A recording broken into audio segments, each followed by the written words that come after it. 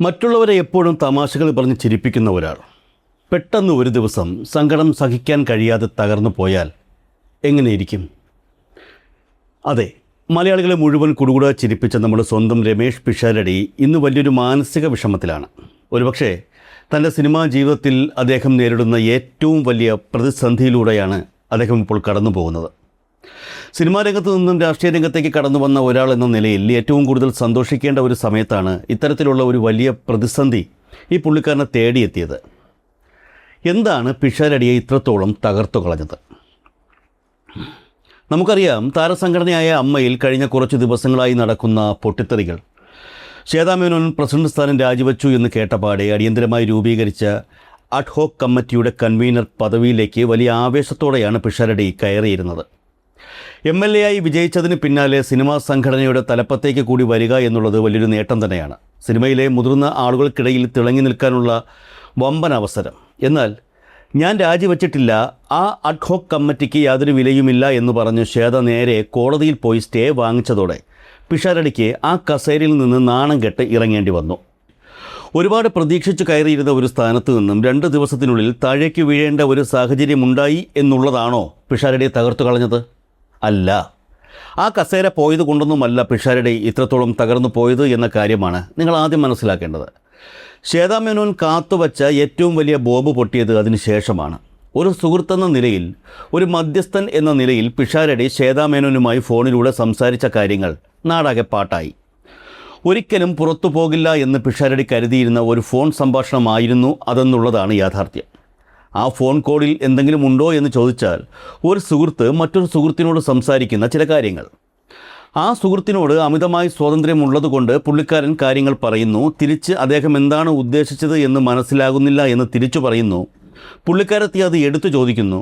പിന്നീട് മനസ്സിലായപ്പോൾ ചിരിച്ചുകൊണ്ട് വിഷയം മാറി സംസാരം മറ്റൊരു രീതിയിലേക്ക് പോകുന്നു. ഇതോടെ പിഷാരടിയുടെ മാന്യതയുടെ മുഖം മൂടി അഴിഞ്ഞു വീണു എന്നൊക്കെയായിരുന്നു രാഷ്ട്രീയ എതിരാളികൾ പ്രചരിപ്പിച്ചത്. അത് സ്വാഭാവികമായിരുന്നു കേട്ടോ. പൊതുരംഗത്ത് നിൽക്കുന്ന ഒരാൾക്ക് പറ്റുന്ന എത്ര ചെറിയ അബദ്ധവും വലിയ ഒരു പ്രശ്നമായി ഉയർത്തിക്കാട്ടപ്പെടും. ഈ ഫോൺ കോളിൻ്റെ പേരിൽ വലിയ സൈബർ ആക്രമണമാണ് അദ്ദേഹത്തിന് നേരെ ഇപ്പോൾ നടന്നുകൊണ്ടിരിക്കുന്നത്. ഇതിനിടയിലാണ് പിഷാരടിയെ പിന്തുണച്ചുകൊണ്ട് നടി ഉഷ ഹസീന രംഗത്ത് വരുന്നത്. ഉഷ പറയുന്നത് കേട്ടാൽ നമ്മൾ ശരിക്കും ഞെട്ടും. അവർ മാധ്യമങ്ങളോട് പറഞ്ഞത് ഇതാണ്: ശ്വേത കാണിച്ചത് വലിയൊരു ക്രൂരതയാണ്, ഒരു പ്ലാൻഡ് ട്രാപ്പായിരുന്നു അത്. വാട്സപ്പ് കോൾ വേറൊരു ഫോൺ വെച്ച് റെക്കോർഡ് ചെയ്ത് തനിക്ക് വേണ്ട ഭാഗങ്ങൾ മാത്രം കട്ട് ചെയ്ത് ഒരു PR വർക്കിലൂടെ ശ്വേത പുറത്തു വിട്ടതാണ്. പിഷാരടി വളരെ മാന്യനാണ്. ശ്വേതയ്ക്ക് മമ്മൂട്ടിയുടെയും ലാലേട്ടനെയും പിന്തുണയുണ്ടെന്ന് പറയുന്നത് വെറും കള്ളമാണ്. സഹപ്രവർത്തകനെ ചതിച്ച ഇവരെ മമ്മൂക്ക പിന്തുണയ്ക്കുമോ? പിന്തുണയ്ക്കുന്നുണ്ടെങ്കിൽ മമ്മൂക്ക അത് പരസ്യമായി പറയണം. ഉഷയുടെ ഈ വാക്കുകൾ ശരിക്കും അമ്മയ്ക്കുള്ളിലെ തീ ആളിക്കത്തിക്കുകയാണ്. ശ്വേത ചതിച്ചത് കൊണ്ടാണ് പിഷാരടി ഇത്രയും വലിയ മാനസിക വിഷമത്തിൽ ആയതെന്നാണ് ഉഷയെപ്പോലെയുള്ളവർ വിശ്വസിക്കുന്നത്.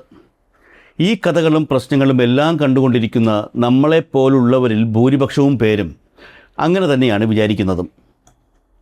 പക്ഷേ ഇവിടെയാണ് നമ്മൾ ആരും കരുതാത്ത ഒരു വലിയ സസ്പെൻസ് ഇതിനുള്ളിൽ ഒളിഞ്ഞിരിക്കുന്നത്.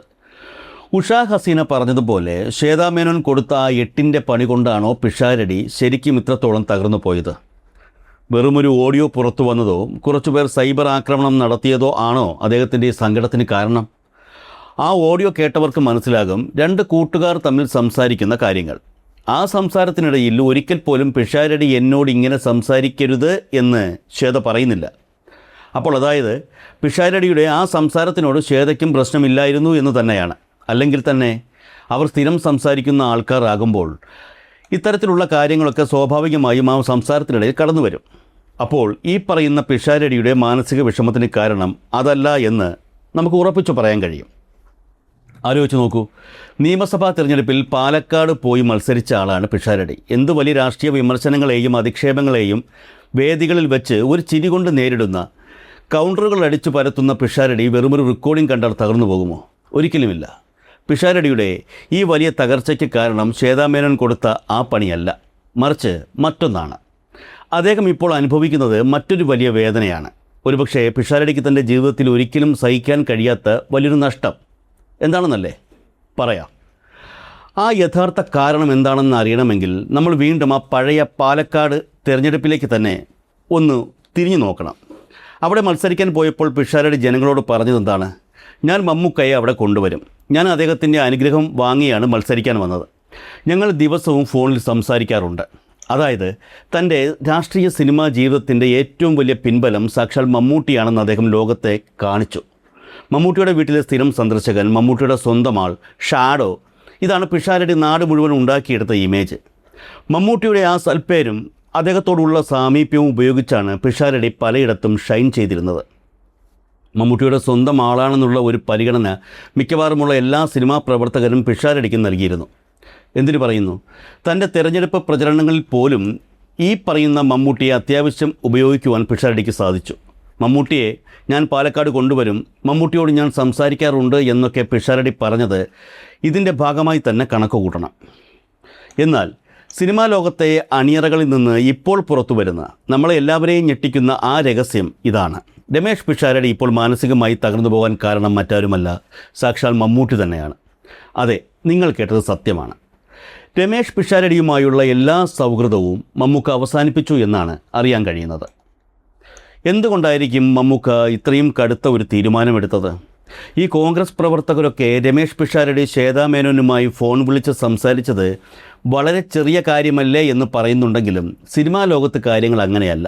പ്രത്യേകിച്ചും മമ്മൂട്ടിയുടെ കാര്യത്തിൽ രമേഷ് പിഷാരടിയും മമ്മൂട്ടിയും തമ്മിൽ സൗഹൃദം ഉണ്ടാകുന്നതിന് പതിറ്റാണ്ടുകൾക്ക് മുൻപ് തന്നെ മമ്മൂട്ടിയും ശ്വേതാ മേനോനുമായി സൗഹൃദമുണ്ട്. ശ്വേതയുടെ ആദ്യ ചിത്രമായ അനശ്വരത്തിലെ നായകൻ മമ്മൂട്ടിയായിരുന്നു.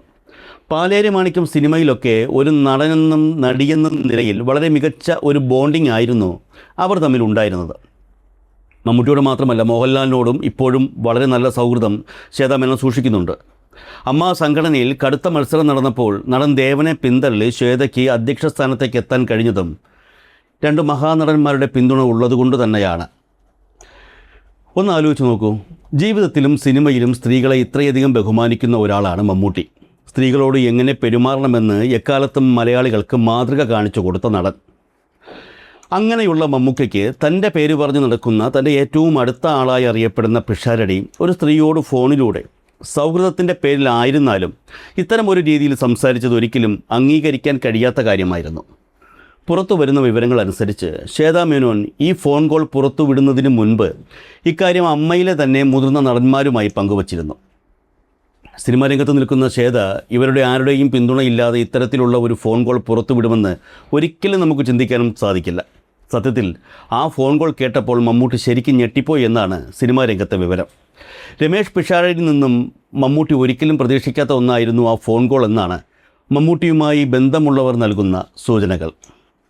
ആ ഫോൺ കോൾ പുറത്തു വന്നതിന് ശേഷം മമ്മൂട്ടി രമേഷ് പിഷാരടിയെ വിളിക്കുകയോ പുള്ളിക്കാരനുമായി ഏതെങ്കിലും വിധത്തിൽ ബന്ധപ്പെടുകയോ ചെയ്തിട്ടില്ലെന്നാണ് അണിയറ സംസാരം. അതേസമയം അമ്മയിൽ നടക്കുന്ന പ്രശ്നങ്ങളുടെ പേര് പറഞ്ഞ് പിഷാരടി പലതവണ മമ്മൂട്ടിയെ ബന്ധപ്പെടാൻ നോക്കിയെങ്കിലും നടന്നില്ല എന്നും പറയപ്പെടുന്നുണ്ട്. മമ്മൂക്കയുമായുള്ള ആത്മബന്ധം, താൻ ഇത്രയും കാലം അഹങ്കാരത്തോടെ കൊണ്ടു നടന്നിരുന്ന ആ സൗഹൃദം എന്നേക്കുമായി നഷ്ടപ്പെട്ടു എന്ന തിരിച്ചറിവാണ് യഥാർത്ഥത്തിൽ രമേഷ് പിഷാരടിയെ മാനസികമായി തകർത്ത് കളഞ്ഞത്.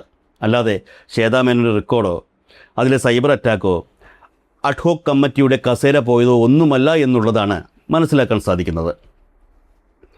മമ്മൂക്കയെപ്പോലെ വലിയൊരു മനുഷ്യൻ്റെ തണൽ നഷ്ടപ്പെടുമ്പോൾ ഏതൊരു സിനിമാക്കാരനും ഉണ്ടാകുന്ന ആ വലിയ ഭയവും സങ്കടവുമാണ് ഇപ്പോൾ പിഷാരടിയുടെ മുഖത്തുള്ളത്. ഉഷാ ഹസീന മാധ്യമങ്ങൾക്ക് മുന്നിൽ വന്ന് പറഞ്ഞ കാര്യങ്ങൾ നമ്മൾ കേട്ടു. മമ്മൂട്ടി നിലപാട് വ്യക്തമാക്കണമെന്ന്. എന്നാൽ ഇക്കാര്യത്തിൽ അതുണ്ടാകില്ല എന്ന കാര്യം ഉറപ്പാണ്. മമ്മൂട്ടി തൻ്റെ നിലപാട് വാക്കുകളിലൂടെയല്ല, മറിച്ച് തൻ്റെ അർത്ഥഗർഭമായ മൗനത്തിലൂടെയും ചില വ്യക്തികളെ ജീവിതത്തിൽ നിന്ന് പാടെ മാറ്റി നിർത്തുന്നതിലൂടെയുമൊക്കെയാണ് പുറത്തു കാണിക്കാറുള്ളത്. ഇതാണ് സിനിമ. ഇവിടെ പവർ ഗ്രൂപ്പുകളെക്കാൾ വലിയ പവർ ഉള്ളത് സത്യത്തിനും സഹപ്രവർത്തകരോട് കാണിക്കുന്ന മാന്യതയ്ക്കുമാണ്. പിഷാരടിയെ സംബന്ധിച്ച് പിഷാരടി ഇപ്പോൾ ഒരു സിനിമാ നടനോ സംവിധായകനോ മാത്രമല്ല, ഒരു ജനപ്രതിനിധി കൂടിയാണ്. പിഷാരടി MLA ആകാൻ ആഗ്രഹിച്ചവരാണ് സിനിമയിലെ ഒട്ടുമിക്ക നടീനടന്മാരും. ഇടതുപക്ഷ ചിന്താഗതിയുള്ള ആളാണെന്ന് പൊതുവെ സിനിമാ ലോകത്ത് അറിയപ്പെടുന്ന മമ്മൂട്ടി പോലും ഒരുപക്ഷെ പിഷാരടിക്ക് വേണ്ടി മനസ്സുകൊണ്ട് ആഗ്രഹിച്ചിട്ടുണ്ടാകാം. പക്ഷേ എത്രയൊക്കെ സൗഹൃദമുണ്ടെന്ന് പറഞ്ഞാലും ശ്വേതാ മേനോനെയും പിഷാരടിയെയും ഒരുമിച്ച് തൂക്കി നോക്കുമ്പോൾ മമ്മൂട്ടി കാണുന്നത് ശ്വേതാ മേനോന് തൂക്കം കൂടുതലാണെന്ന് തന്നെയാണ്. കാരണം അവർ തമ്മിൽ നിലവിലുള്ളത് പതിറ്റാണ്ടുകളായുള്ള ബന്ധമാണ്. പല അഭിമുഖങ്ങളിലും മമ്മൂട്ടി ആരാണെന്നും മമ്മൂട്ടിയുടെ മാന്യത എത്രയാണെന്നും മമ്മൂട്ടി നടിമാർക്ക് നൽകുന്ന കരുതൽ എത്രയാണെന്നും ശ്വേത വ്യക്തമായി പറഞ്ഞിട്ടുമുണ്ട്. അതങ്ങനെ തന്നെയാണ് എന്നുള്ളതിന് ഏറ്റവും വലിയ തെളിവാണ് ഇപ്പോൾ പിഷാരടി അനുഭവിക്കുന്ന ഈ ഒറ്റപ്പെടൽ.